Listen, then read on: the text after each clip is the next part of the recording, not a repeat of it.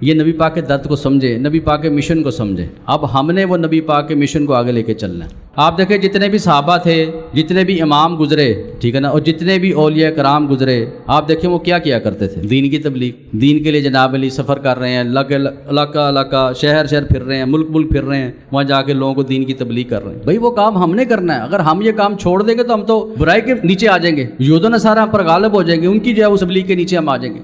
ایک حدیث پاک میں نے پڑھا کہ اللہ پاک نے فرمایا کہ بنی اسرائیل میں ایک بستی کو پلٹ دو، تو آتا ہے اس میں حضرت جبرائیل علیہ السلام نے عرض کیا یا اللہ اس میں ایک بندہ ایسا بھی جس نے کبھی تیری نافرمانی کبھی نہیں کی، ہر وقت اللہ اللہ ہی کرتا رہتا ہے، عبادت کرتا رہتا ہے تیری، اس کا کیا کرنا ہے؟ اللہ پاک نے فرمایا کہ پہلے اس ذلیل شخص کو عذاب دینا، بعد میں قوم کو عذاب دینا۔ بڑے حیران ہوئے کہ یا اللہ یہ کیا، اس نے تیری کبھی نافرمانی کبھی نہیں کی؟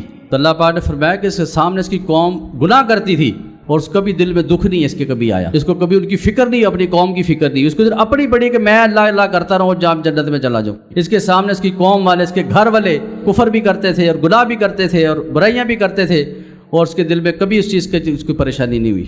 تو فرمایا کہ پہلے اس کو عذاب دو پھر اس کو عذاب۔ اس طرح آتا ہے کہ اللہ نے ایک اور بستی کا حکم فرمایا، اس کو تباہ و برباد کر دو۔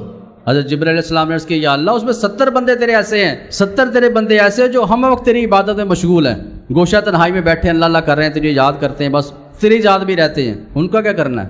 اللہ پاک نے کہ پہلے ان کو عذاب دینا، پھر قوم اور بستی کو عذاب دینا، پھر ان کو پلٹنا۔ پھر بڑے حیران ہوئے، پھر اللہ پاک نے یہ الفاظ دہرائے۔ اللہ پاک نے کہ ان کو صرف اپنی فکر پڑی ہوئی ہے کہ ہم جنت میں چلے جائیں، ہم جنت میں، ان کو قوم کی فکر نہیں ہے، ان کے ارد گرد کے جو لوگ ملنے جلنے ان کی فکر کیوں نہیں ہے انہیں؟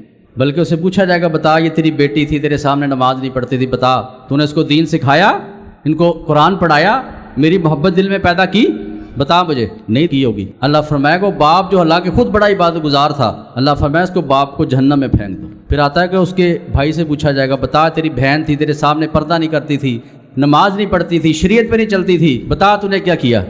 کیا تو نے اس کو تبلیغ کی؟ کبھی تجھے پریشانی ہوتی تھی؟ کبھی تو نے اس کو منع کیا ان کاموں سے؟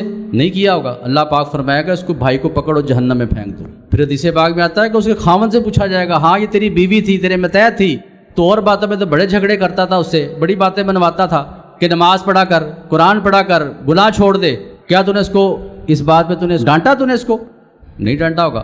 ذرا وہ نماز پڑھ، بیوی نماز نہیں پڑھتی، خاوند کو کوئی ٹینشن نہیں ہے، قرآن نہیں پڑھتی کوئی ٹینشن نہیں ہے، پردہ نہیں کرتی کوئی ٹینشن نہیں ہے، فرمایا اس کو خاوند کو پکڑو جہنم پھینک دو۔ پھر اس کے بیٹے کو بلایا جائے گا، بیٹے کو کہا تو چھوٹی باتوں میں ماں سے لڑا بھی کرتا تھا، ناراض ہو جاتا تھا، موڈ بنا لیتا تھا، بات بنواتا تھا، تو نے کبھی اپنی ماں کو کہا کہ ماں تو نماز پڑھا کر، تو پردہ کیا کر، تو قرآن پڑھا کر؟ تیرے سامنے وہ جناب فلمیں ڈرامے دیکھتی تھی، یہ جناب لی سارا دن فضول ضائع کرتی تھی۔ ایک عورت کی وجہ سے 4 مرد جہنم میں جائیں گے، ایک عورت کی وجہ سے۔ اگر ہم یہ دین کی تبلیغ چھوڑ دیں گے نا، یاد رکھیں